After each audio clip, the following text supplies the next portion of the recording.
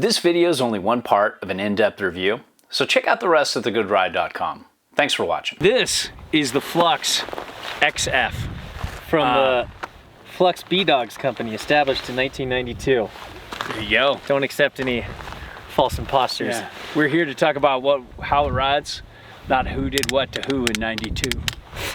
And on that note, we rode this with Adidas Xterra, I think 3MC or 3ST, I always confuse the two. Adidas Tactical Lexicon ADV, and then we rode it on the Karua Cafe Racer 159, and we rode with other different bindings, so we've gotten to know it pretty well as far as weight goes.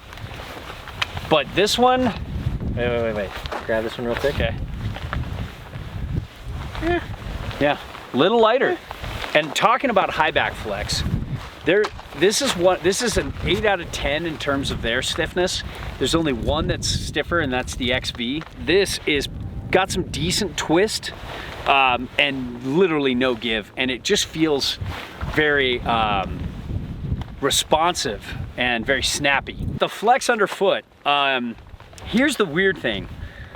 This has just nothing, like no rubber, nothing underfoot, just all hard to plastic. Minimize, but yet I felt like it didn't really change that much going from the Union Atlas to this Flex Underfoot wise. And we're on such stiff boards.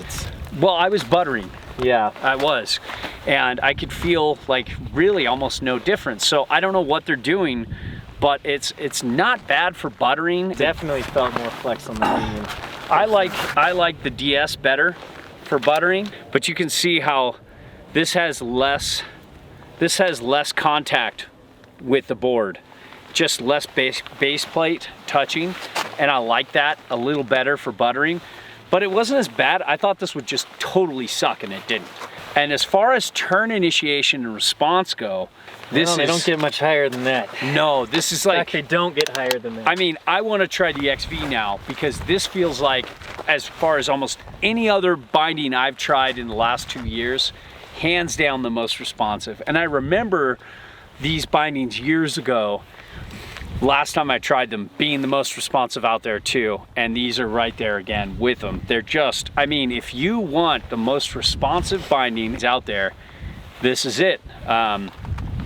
The board felt lighter underfoot. The board just felt like it took a slow churning, thick, kind of like burly board, and it definitely going from Union to this, like there's no doubt about it. I felt the snappiness just kind of come alive underfoot, and I was just like, damn, like you're like one of those high school girls that breaks up with her boyfriend because he didn't text back immediately. Conversely though, shock absorption and dampness.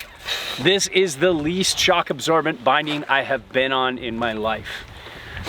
There's just very little, there is just a, like, look at this, and I'll get a close-up for you, but there is just a hint of EVA foam around this base plate.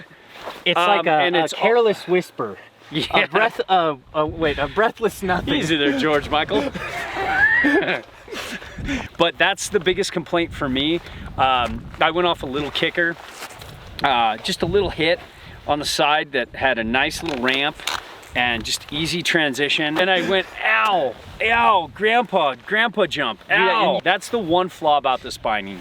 Getting into boot support and the ratchet system, this ratchet system is so smooth and fluid. Muy delicioso. Yeah, and just, I love the way this toe strap comes over on top of the boot, just spreads out nicely. The density of this inside is pretty hard, but a little softer than the outside, and it grips, I don't know why, but it grips so well.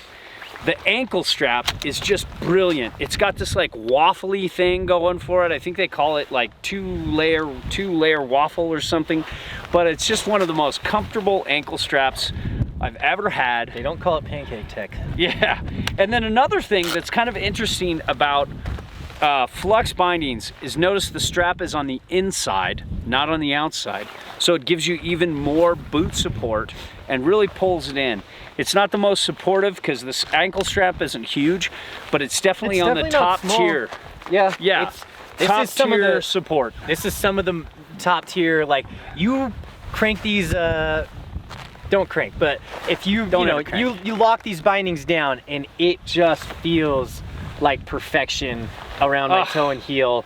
Yeah, I can't say enough good things about that and strap. these really ratchets are top notch. Yeah, and they can open beer cans apparently, or beer bottles, beer ratchets, or kombucha bottles. You know, they make those in pop tops as well. And since we're kind of taking a break after the trade show, we've had a really tone down that. We've had a great booze. 3 weeks. It's time for a little clean living.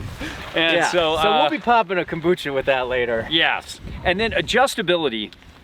This has a lot of adjustability. Let's start from the bottom here. You can really dial out, and it's very easy to do. It's pretty cold out here right now, despite the sun. It's like 0 degrees with the wind chill.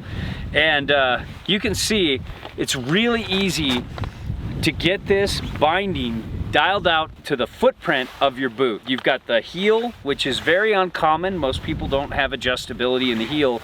And then a big toe ramp that can go in or out a lot. And it worked great. It'll work great with most bindings. Now the one thing though is the adjustable heel loop, there is none, so it doesn't allow you to center this on board as easily. So you can't always turn your disc sideways here. And this is kind of a full-size disc here. And you only have 3 holes, so stance with adjustability isn't that great. But you can turn this heel to toe like this and get this centered on your board. But then you lose all stance but you won't be able to do this. Yeah. So I don't know why they can't just add 2 more little holes on each side there. Yeah. But look at this, Burton channel compatible to me. Yeah.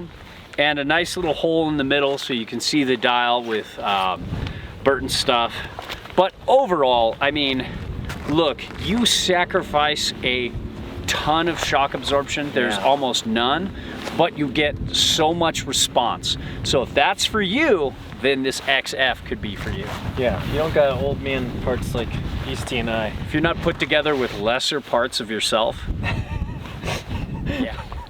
They're really, you know, like most of the time we completely make stuff up for every single review, like 99% of the time. We're just completely talking around. We haven't even ridden the boards. It's all stock footage. But this 1% of the time. You've exposed us. That's it. We're done. It is true. It's the end of the good ride. We just read off the factory specs. And tell us exactly what tell you, gentle readers, what the company wants us to say. I pulled the lobe in my lung on that one. All our reviews are a best effort, objective opinion from an average rider's perspective. There's no brand oversight, and we're free to say whatever we want. We send back everything unless it's a favorite, then we ask to keep those or straight up buy them. Now, if you need advice, fill out the eHarmony profile in the Contact Us section of the site. It's the only way I can help you properly. If you want to support us, and if what we reviewed appeals to you, it helps if you buy through our links. So, thanks for watching.